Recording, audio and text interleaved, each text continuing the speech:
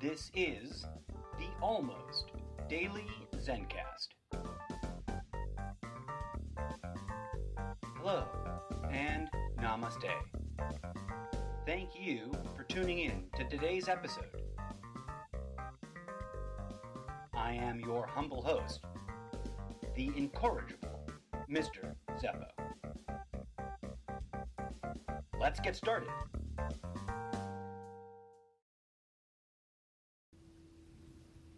Justifying hate. It's unjustifiable, isn't it? One would think. But I humbly propose to you that justifying hate is precisely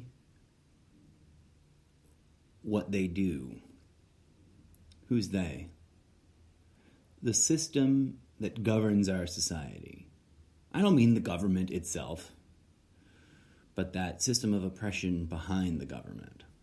The PSYOP, the psychological operation of psychological operations, the echo chamber of echo chambers. It conditions us to justify our own hate. Now, it also conditions us to be intolerant of hate in others.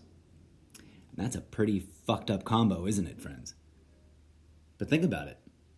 How many of you hate Donald Trump? It's easy, right? He's Donald Trump. Of course we hate him. How many of you hate Nazis? Of course you do. They're Nazis. It's okay to hate them because they are, insert label here. It's okay to hate them. They are Nazis. It's okay to hate them. They are racists, so it's okay. He's a tyrant. They are all evil. This throwing around of labels, this application of us versus them, self-righteousness, it isn't something that only the bad guys do. It's something that every chamber of the echo chamber of echo chambers does to all of us. Anything to justify hating them. And in a strange way, it makes sense. It seems to stand up to reason. It's logical. It works. And too many of us fall for it. We rally behind these rationalizations against those that have been deemed unworthy of our respect and love. We pile on hate on top of their hate.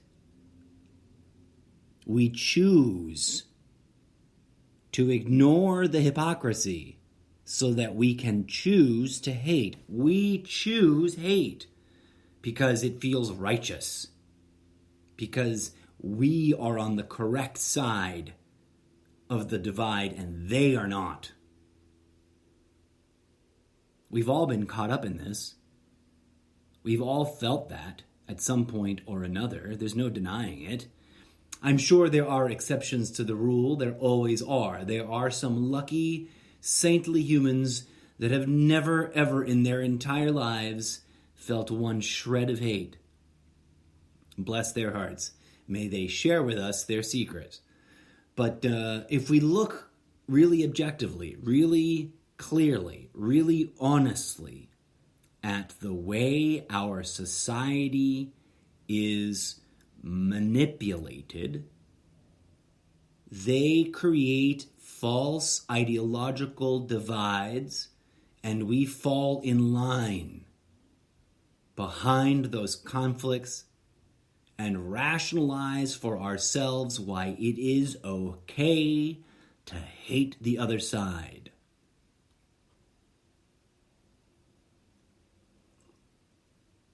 But how often do we stop and ask the impossible to answer question of what good comes of that? What good does that bring to us? Have you asked yourself that question lately? What good does hating Donald Trump achieve? I often get accused of being an extremist on one side or the other, right? Because people project. Because people assume that if I am criticizing them, then I must hate them. We're programmed for it. And people assume that if I am standing up for something they don't understand, then I am worthy of their hate. We all deal in hate. It's like we've all been dealt these cards and every one of them is some tactic of hate and we've got to play the hand we've been dealt. How often in public discourse do you hear anyone, and that's not true, I tend to get worked up and then say that no one talks about love. Plenty of people talk about love. But when do we take it to the next level, right? When do we really sit and ponder deeply the fact that hate has never healed anyone? Has hate ever changed anything? Does hate ever solve the problems that we all face together as one species? No. And while there are many people speaking out for love, it seems as though the plurality of our society is caught up in the hypocrisy and the hubris of saying, I'm one of the good guys, and those bad guys, I hate them. Right? Even though we've all heard Martin Luther King's famous quote about only love can heal, however the wording is, it escapes my mind right now, and that hate only begets more hate, we all too quickly fall right back into the trap of being outraged at the other side and getting frustrated and getting fed up with them and choosing, even at a low grade, almost unconscious level, to choose to hate them. Now, the most obvious example is Nazis, right? No one likes a Nazi. Let's go punch them. Let's go punch a Nazi in the face. But what does that do? What does that really do? Does punching a Nazi in the face heal them of their addiction to their hateful ideology? Or does it just embolden them? Or does it just give them reason to hate you?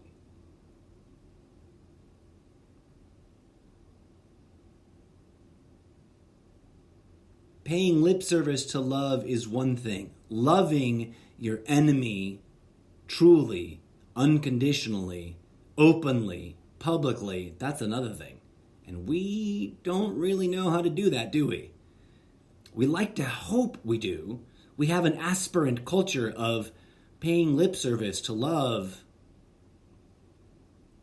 But what we don't analyze, I don't think, collectively, publicly, as thoroughly as we could, should, would, is the very real issue of what happens when we choose to hate.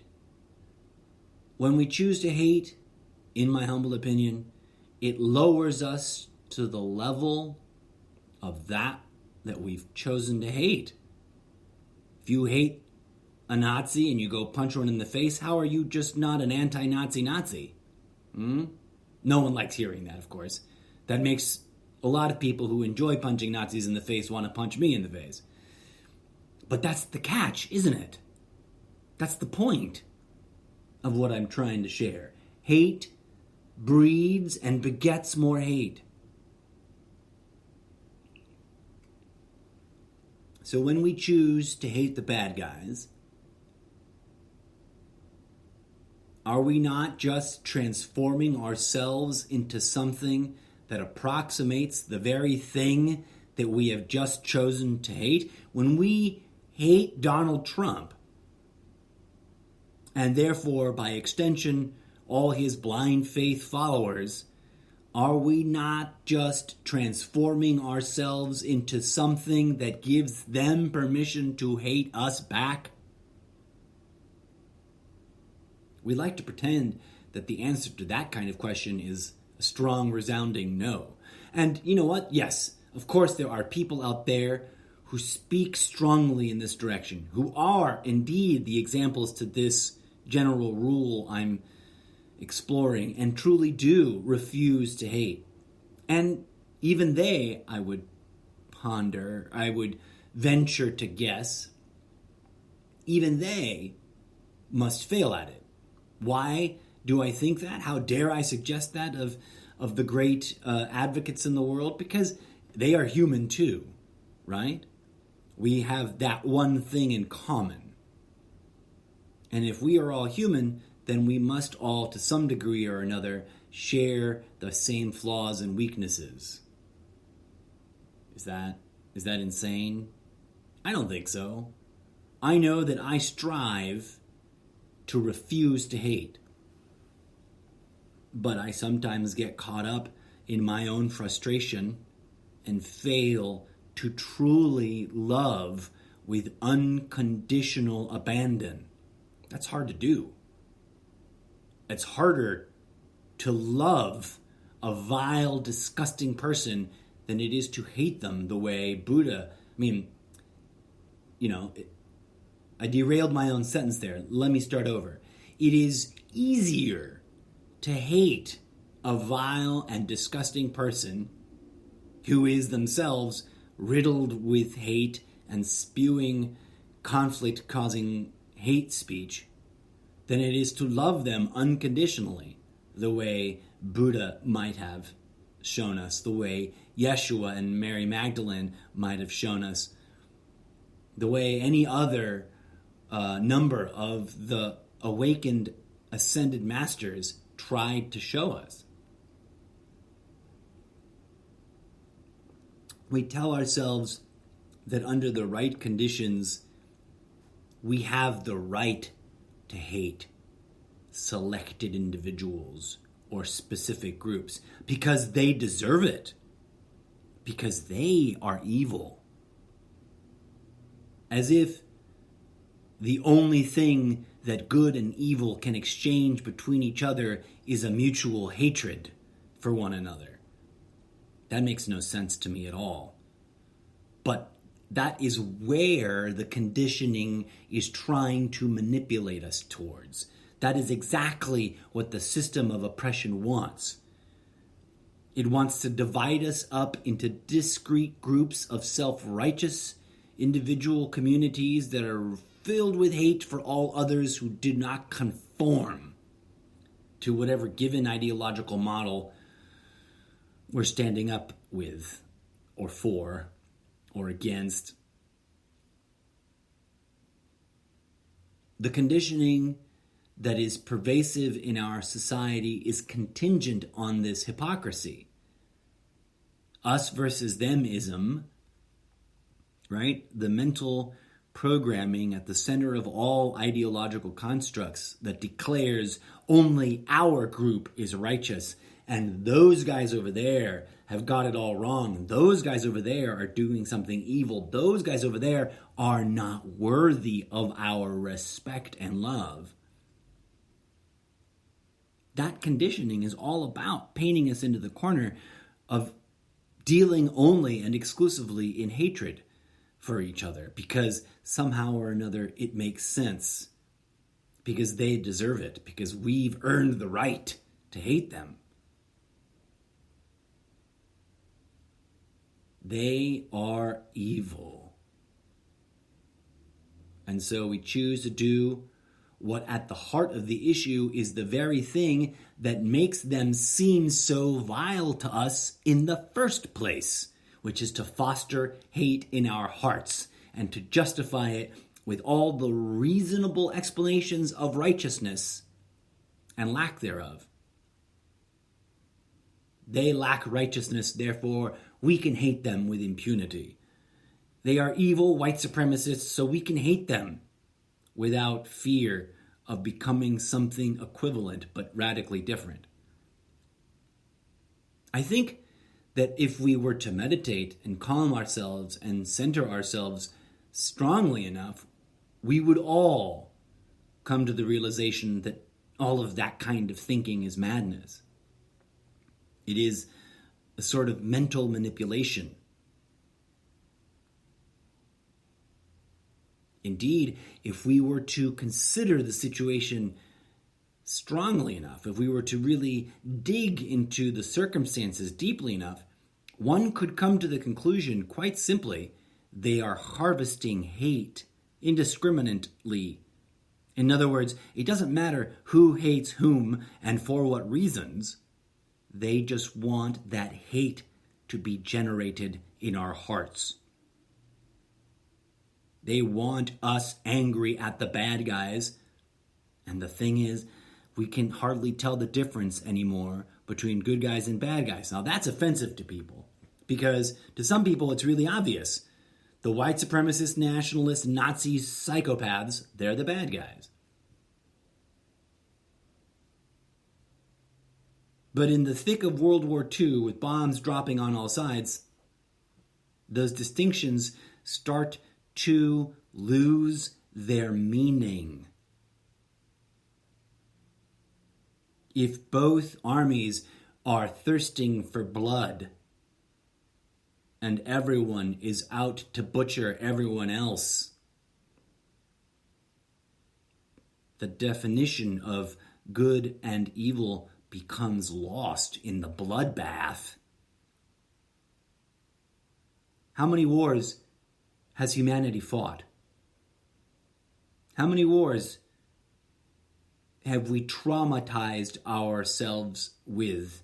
How many wars, over and over and over again, accusing each other of being the villains, pretending that we are the heroes, marching in and letting blood flow?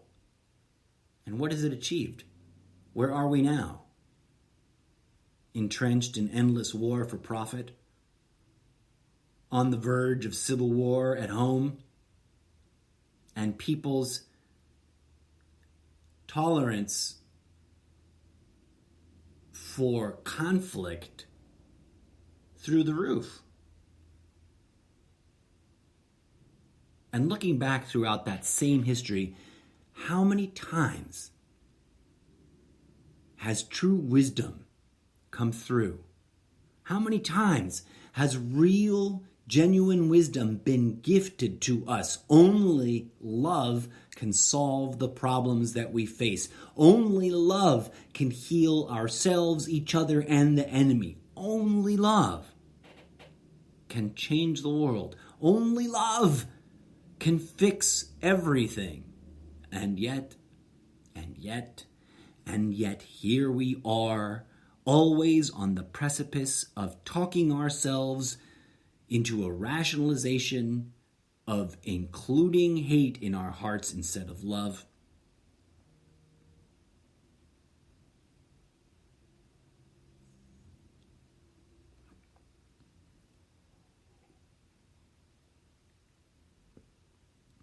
This is a game we play at a cosmic level, and I do not mean to minimize the suffering and the pain and the trauma. It is a violent, gory, traumatic, painful, disturbing game we play. That's why I like to call it the merry-go meat grinder of life and death. The merry-go-round meat grinder of endless war. The merry-go-round meat grinder of judging one another and putting each other down instead of lifting each other up and finally healing ourselves to a transcendent place where we no longer need the accoutrement of self-destruction, where we no longer need to own each other's property and rights and privileges, where we no longer need to impose one ideological construct on others, when we no longer need to fight one another to prove which truth is the truth.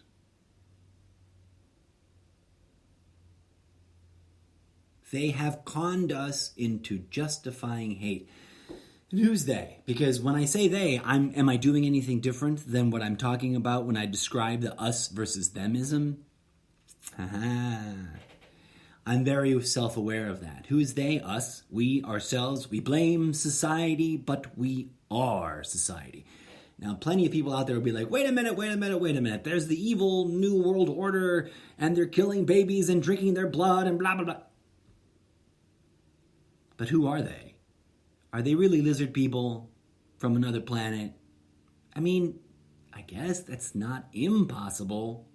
But as I've said before, and I will continue to say again and again and again, the most simple and organic to reality explanation is the most likely to be true. And while it is totally likely that there are other life forms in the many uncountable other places that we experience visually in the universe, another radically ignored simple fact of our universe, that it is exponentially expanding every point, drastically moving away from every other point, makes it really difficult for them to be, popping over for a visit to mindfuck us. And also, if they were doing that, how could they have hidden it so perfectly from us? Isn't it more likely that it is just ourselves? And I'm not saying that we're alone. I'm not trying to take a human species solipsism view. I'm just saying that here, in what we can actually observe and directly experience in this journey we call life, isn't it more likely, more plausible, more believable that our own ego is at the center of the nightmare? That's what Buddha said.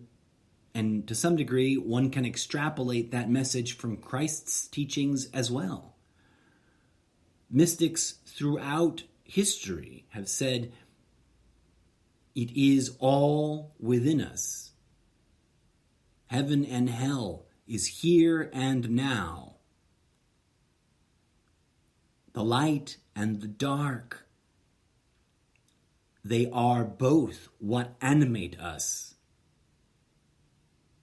We are living extensions of those things made incarnate, right? I don't claim to know. Maybe Trump really is a lizard person. But if he is, I'm surprised he hasn't ripped off that mask yet and gone, I'm a lizard person, give me all your gold, because he's had plenty of opportunity.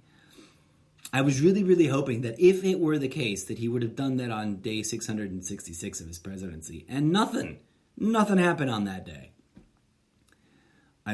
Stuff happened on that day, but nothing of that level of crazy, right? I was kind of disappointed at an occult theoretical level. I was like, nah, why didn't he just tear that lizard face right off? The other way around. Why didn't he tear that human face right off and show us that lizard beak underneath? Because you know what? It's entirely possible that it's just us here on this little tiny thing we call planet Earth, whether it's round or octagonal shape or donut shaped. It's a womb. It's a womb that is giving birth to us, right? And the simplest, in my humble opinion, acknowledging that I could be totally wrong, the simplest explanation is that we as a human species are oppressing ourselves because of our addiction to ego, like negative ego, like the wily, greedy nature of ego that makes us want to cling to things that are unimportant, but somehow incredibly pleasant to experience. Pleasant is a weird word. Let's just say activating. And ironically, It's the theory that people dismiss the most wantonly without even thinking it through. Because ego knows that we like drama, right? We like craziness. We love it in our storytelling. Look at the crazy stories that we tell ourselves. The more complicated and out there and wild and unlike our everyday mundane reality, the more popular it is. And so I think, and like I said, I could be wrong, I think that it is quite simple. Not to minimize anyone's really complex theory, not to minimize anyone's really effed up experience. But I think at the core, at the center, at the deepest level of the equation that we call this adventure known as life, this thing that we are living through, that we do not need a conspiracy theory more complicated than ego and greed. A need for an infinite amount of more, right? Because more is never enough. More power, never enough power. More money, it's never enough money. More stuff acquired, it's never enough stuff. That alone explains all the dark and evil deeds we have perpetuated on ourselves. And that the solution doesn't need to be any weirder or crazier or more complicated than the problem. Now, the symptomology of the problem is always expressing itself in greater and crazier and more levels, higher levels of complexity. But that's the symptomology. That's the surface. That's the effect. The special effect generated by the singular core problem at the center of our spiritual disease. And thus, in my humble opinion, the solution that we ignore because it seems trivial, the solution that we, even if we're the good guys, are so quick to dismiss because it seems so simple and childlike, that solution is the only solution. Radical, universal, unconditional, transformative love through forgiveness and healing. I could be wrong. But you know what? I'm sick and tired of people talking about healing and then not really seeing a collective effort at the national and international level to truly practice that which we have been taught across the ages to truly heal not just this sick person over here, but the entirety of the human species. I'm bored by this back and forth.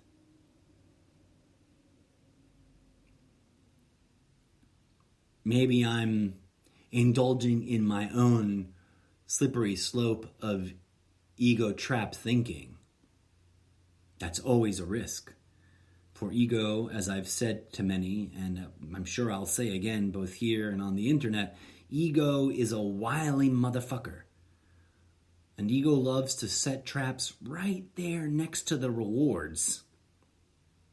Every step along our path is riddled with ego trap, designed to make us feel good about ourselves and then spit in each other's faces. So many good guys, so many people who think of themselves as a good guy or a good woman, whatever, a good person, not to get caught up in labels. But I see so many well-intentioned people really caught up in putting others down for not being as aware, not being as woke, not being as well-informed, not being as free as themselves? Are you truly free if you're spending your time shit-canning others? Or are you executing a slick and seductive ego trap bit of programming that keeps you engaged in the creation of conflict?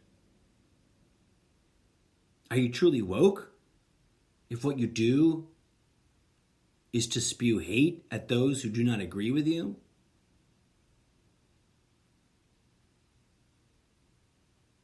Are you truly walking the path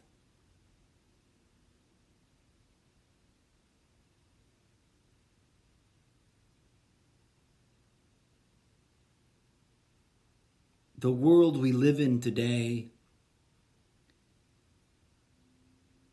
is never going to stop getting worse, quote unquote, if we don't take responsibility at a collective level for our collective species-wide healing of the trauma we have imposed on ourselves.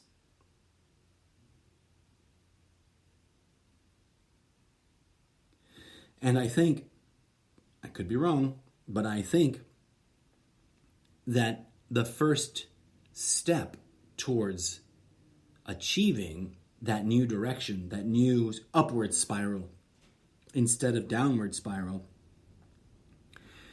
is to stop and set aside everything we assume to be true. To stop arguing and debating and pointing fingers and just contemplate the very fabric of reality, and to try and perceive behind the veils.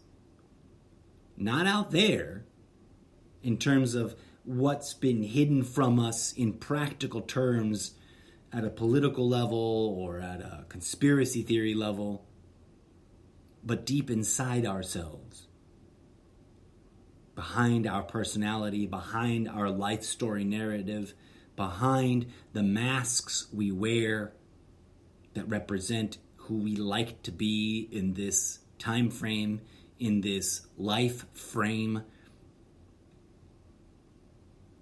And that shit ain't easy. It's downright difficult in a tedious and almost boring kind of way. And hating each other is so much more thrilling.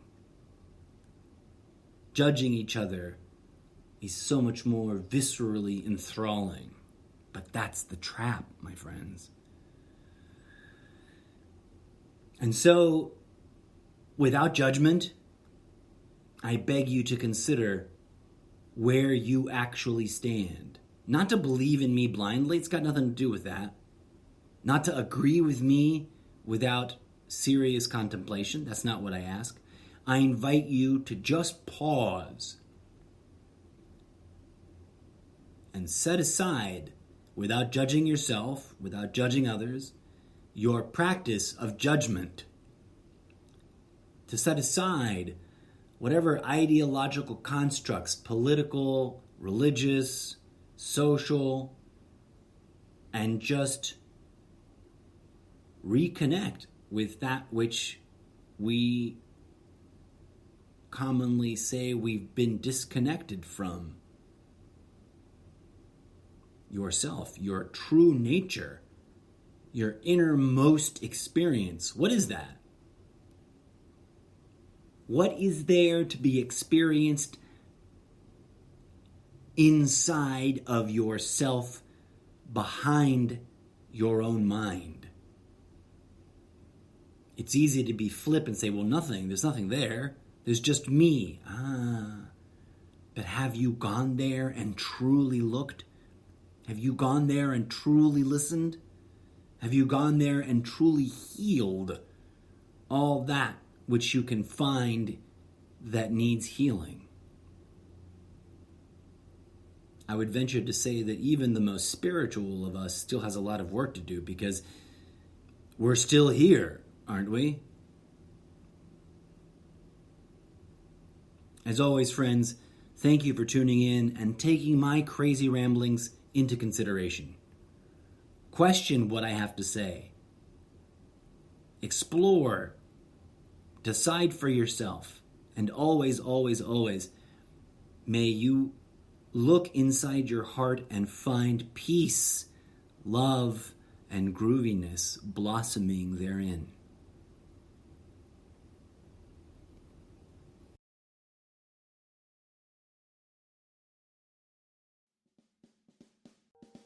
And that is what I've got to say about that. As always, thank you kindly for listening. This has been the Almost Daily Zencast with your humble host, the incorrigible Mr. Zappa. Until next time, may peace, love, and grooviness blossom in your heart.